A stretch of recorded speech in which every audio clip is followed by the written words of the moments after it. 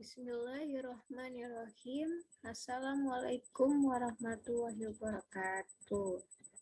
Ya, di sini saya Agung Royan Mulyani dari kelompok KKN AKBUMP 76 akan membagikan atau menjelaskan atau saling sharing terhadap masyarakat Tegal atau kerabat saya tentang apa itu dagu sibu. Ya, dagu sibu sendiri adalah dapatkan, gunakan, simpan, buang obat yang baik dan benar. Nah, dapatkan obat dengan benar itu gimana caranya kalian mendapatkan obat. Kemudian menggunakan obat dengan benar. Artinya obat itu tidak boleh disalahgunakan. Kemudian simpan obat dengan benar. Bagaimana sih atau berapa lama jangka obat itu bisa disimpan? Dan buang obat dengan benar. Jika sudah kadaluarsa atau jika sudah memasuki atau melewati masa obat habis, itu obat harus dibuang dengan cara yang benar.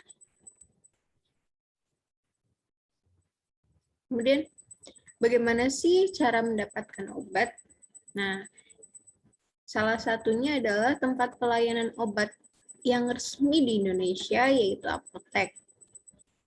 Kemudian, konsultasikan dengan apoteker jika Anda sekalian mau membeli suatu obat dengan mendapatkan obat yang aman, bermanfaat, dan kualitas, itu pastinya bisa dikonsultasikan dengan apoteker terlebih dahulu.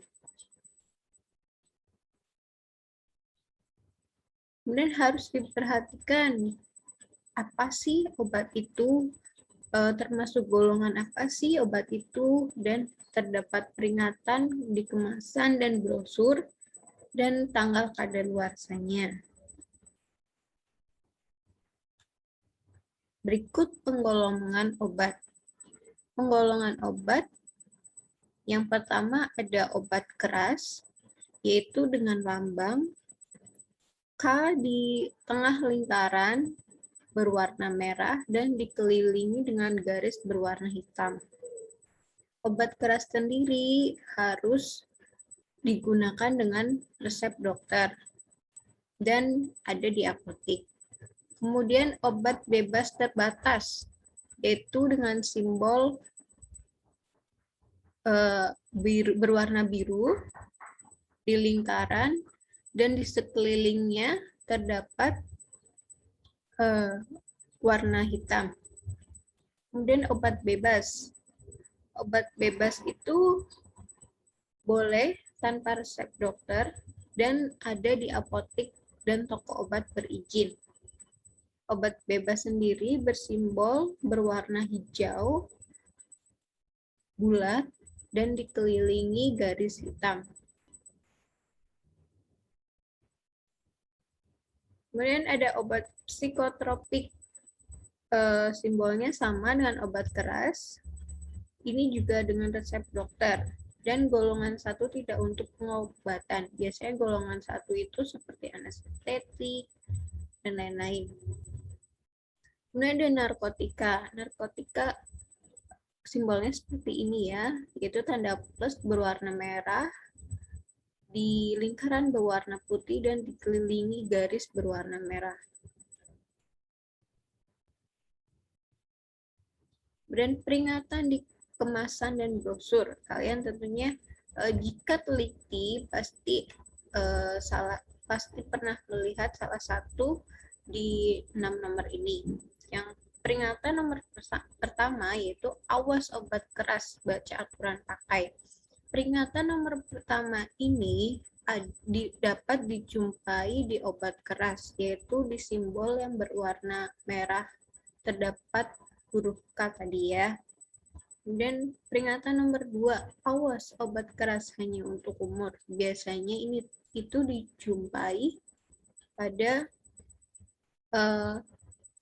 obat kumur seperti Listerine. Kemudian nomor 3, peringatan nomor 3, awas obat keras hanya untuk bagian luar. Biasanya ini dapat dijumpai pada salep. Kemudian yang keempat, awas obat keras hanya untuk dibakar. Biasanya ini bisa dijumpai di obat nyamuk. Kemudian awas obat keras tidak boleh dimakan. Biasanya ini dijumpai di salep juga atau di ini tetes mata. Kemudian yang keenam, awas obat keras, obat wasir jangan ditelan. Dan ini biasanya dijumpai di suppositoria yang digunakan melalui dubur. Kemudian peringatan kadaluarsa bisa dilihat di expired date-nya suatu produk.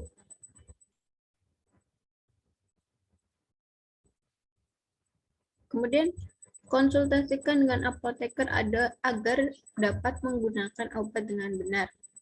Jadi jangan asal membeli obat tanpa pengetahuan atau tanpa mengetahui manfaat yang pasti obat itu untuk apa. Kemudian gunakan obat dengan benar itu harus memperhatikan sebelum penggunaan obatnya. Nah, di sini ada 5 yang akan saya jelaskan. Yang pertama, pastikan obat yang digunakan sudah betul. Yaitu misal pasien terasa panas, pilek, jadi harus membeli obat yang untuk panas dan pilek. Dan pastikan obat masih baik, dalam artian baik bentukannya, baik kemasannya, obat itu layak dikonsumsi. Dan yang ketiga, baca peringatan pada kemasan. Peringatannya itu tadi yang sudah saya sebutkan, ada 6. Itu bisa dibaca terlebih dahulu di kemasannya. Kemudian yang keempat, pastikan apakah obat bisa langsung digunakan atau hal tertentu yang harus dilakukan dulu. Contohnya apa, harus dikocok dahulu pada penggunaan suspensi atau pada penggunaan tetes mata, atau harus digerus dahulu, dipuyer dahulu. Kemudian yang kelima, gunakan obat dengan benar.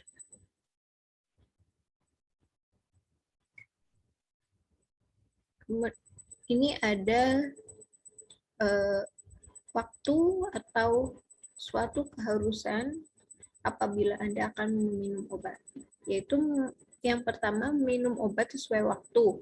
Biasanya ini dijadwalkan untuk penggunaan antibiotik atau penggunaan obat yang 1 hari itu lebih dari 1 kali, seperti 2 kali atau 3 kali. Dan yang kedua, bila Anda hamil atau menyusui, tanyakan obat yang sesuai. Jadi tidak semuanya obat itu layak dikonsumsi oleh ibu hamil dan ibu menyusui. Ada baiknya konsultasikan terlebih dahulu kepada karyawan apotek atau apoteker. Kemudian gunakan obat sesuai dengan cara penggunaannya. Jadi ada obat yang diminum secara oral atau udah ditelan atau dikunyah terlebih dahulu, atau salep. Salep itu kan digunakan untuk obat luar. Kemudian suppositoria. Suppositoria itu digunakan melalui dubur. Kemudian perhatian selama penggunaan obat. Contohnya obat tetes mata. Pada penggunaan obat tetes mata, cuci tangan terlebih dahulu, tangannya yang akan meneteskan. Kemudian jangan menyentuh pipetnya. Buka mata lebar, kepala didongakkan. Pandangan mata diarahkan ke atas. Kemudian pelupuk mata bawah ditarik sampai membentuk parit. Jadi ditarik terlebih dahulu, baru diteteskan obat matanya. Pipetkan didekatkan, diteteskan pada parit tersebut. Kemudian Mata terbuka beberapa saat dan tutup perlahan dan kejapkan perlahan. Jangan terlalu kuat. Jadi pas dibuka, ditetesin, itu ditutup sebentar, kemudian nanti dibuka perlahan-lahan. Pangkal hidung dijepit dengan tangan. Ada diginiin, gini gitu ya. Bila ada dua macam tetes mata, selisih penetapan 5 menit. Jadi apabila Anda menggunakan dua tetes mata pada satu kali pemakaian, diselisihkan waktu penetesannya, yaitu 5 menit.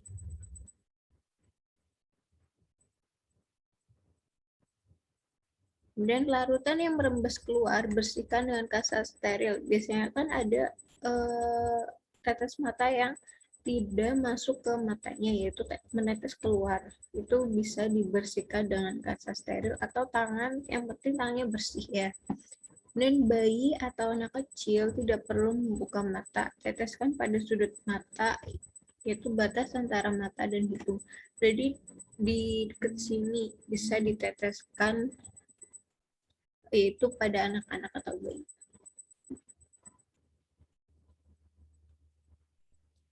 Dan cuci tangan dan buka bungkusnya, atau keraskan dahulu, atau bagian yang kasar harus dihaluskan dengan tangan. Ini yang suppositoria ya. Kemudian bila terlalu kering, lembabkan terlebih dahulu. Terbaring miring, lutut ditarik, masukkan bagian yang keruncing, tetap berbaring beberapa menit. Ini melalui dubur ya. Dan salep mata. Salep mata itu caranya yaitu mencuci tangan terlebih dahulu. Jangan menyentuh ujung tok. Tarik pelupuk matanya, oleskan tipis-tipis, pejamkan selama 2 menit. Dan kelebihannya itu dibersihkan dengan kasa steril. Dan tetes hidung. Itu bagaimana sih caranya gitu. Yang pertama, bersihkan hidung, pastikan tidak ada yang ada di dalam hidung upil gitu lah ya. Jangan ada. Kemudian pipetkan, masukkan pipetnya itu dimasukin ke 1 senti itu ke dalam lubang hidung, kemudian teteskan. Terus tahan posisi kepala selama beberapa menit agar obat masuk ke dalam lubang hidung. Jadi saat dimasukkan ke lubang hidung tuh diteteskan terus ditahan gitu, jangan langsung dongak gitu. Dan bilas ujung pipet dengan air panas dan keringkan dengan tisu bersih. Cuci tangan sisa obat.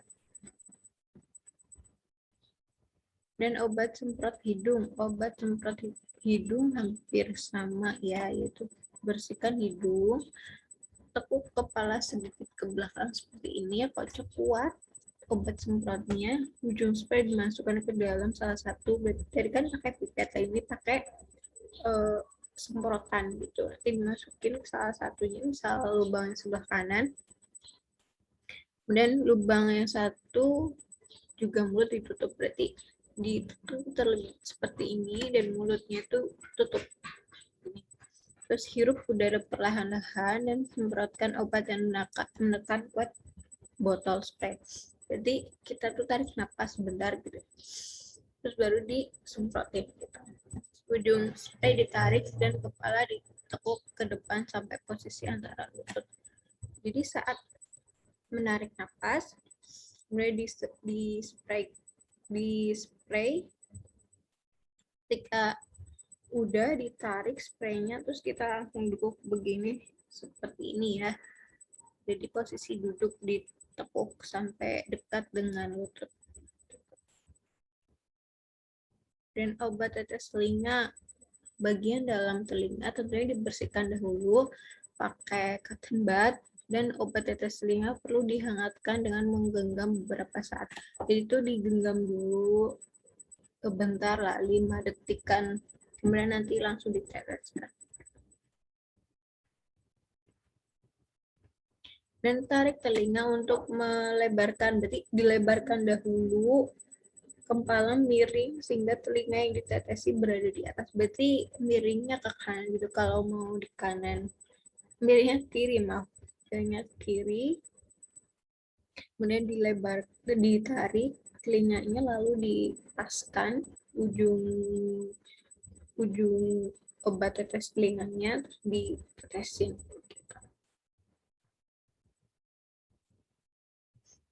Terus apa sih efek yang ditimbulkan obat jika sudah diminum atau dikonsumsi atau dipakai? Biasanya ada ngantuk, gatal, perih di lambung, pusing. Kemudian setelah dipakai itu kembalikan obat ke tempat wadah yang sesuai.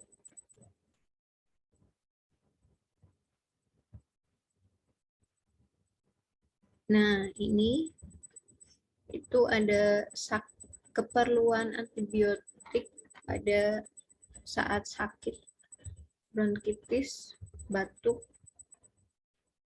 pilek gitu ya. Nanti saya akan jelaskan di pertemuan selanjutnya, yaitu apa penggunaan antibiotik secara bijak. Jadi ada sakit yang memerlukan antibiotik, ada sakit yang tidak diperlukan antibiotik.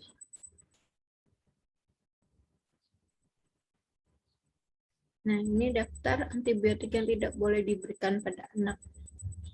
Nanti pertemuan selanjutnya saya akan jelaskan. Nah, simpan obat dengan benar. Simpan obat dengan benar itu juga bisa dikonsultasikan dengan apoteker.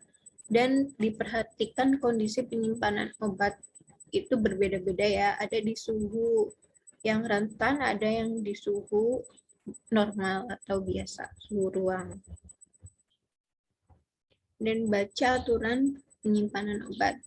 Jauhkan dari jangkauan anak, jauhkan dari sinar matahari langsung atau suhu tinggi dan suhu lembab. Dan simpan dalam kemasan asli dengan etiket yang masih lengkap. Jadi selama penyimpanan itu etiket tidak boleh hilang, barangkali lupa bisa dibaca kembali.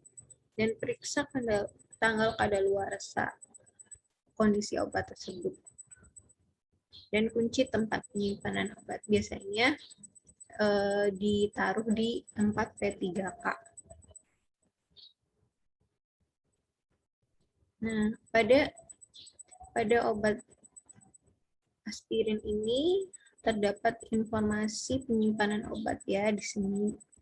Biasanya di bawah direction atau biasanya order information yang informasi yang lain gitu.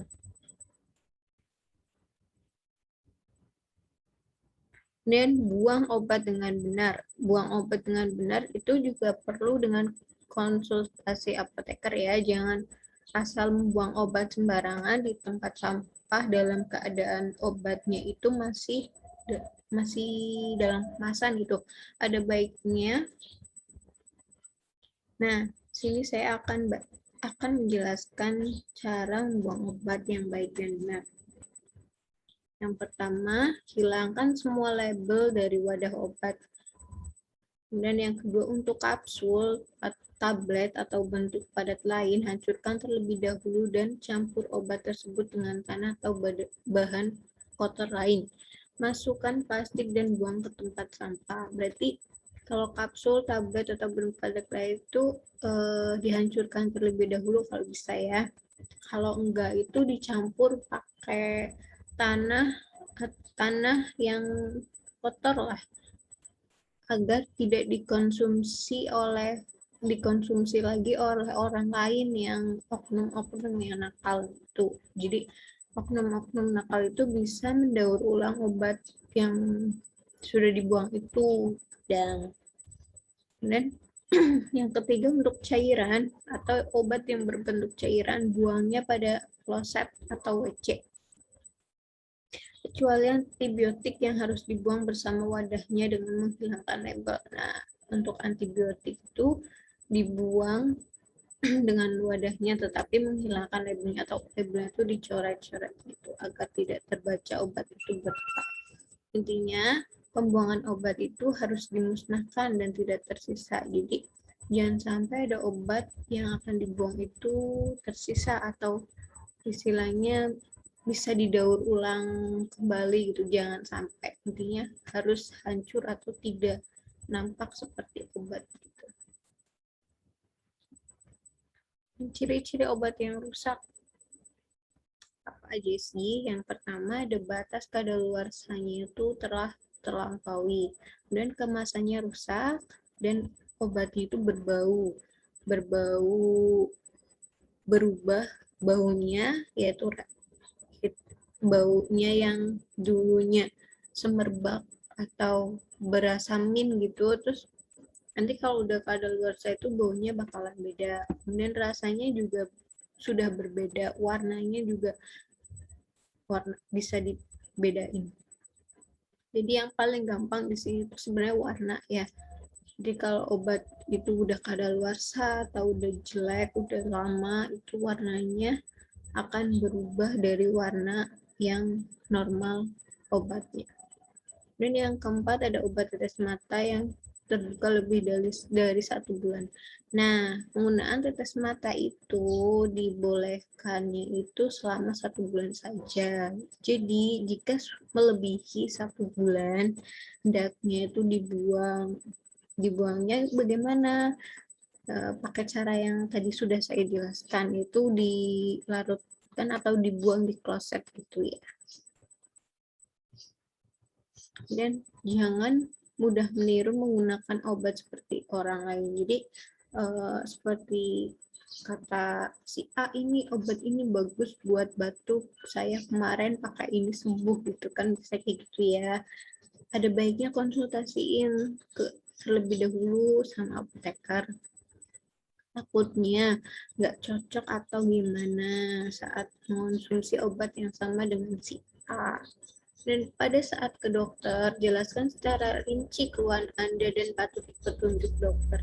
Jadi kalau ke dokter tuh jangan, gak usah malu-malu, istilahnya kayak Anda itu konsultasi yang mau curhat keluhannya gitu. Jadi biar dokternya itu memberikan informasinya nggak nanggung-nanggung. Jadi sesuai dengan apa yang Anda jelaskan kan dokter itu. Jadi ada baiknya penjelasannya itu sedetail mungkin.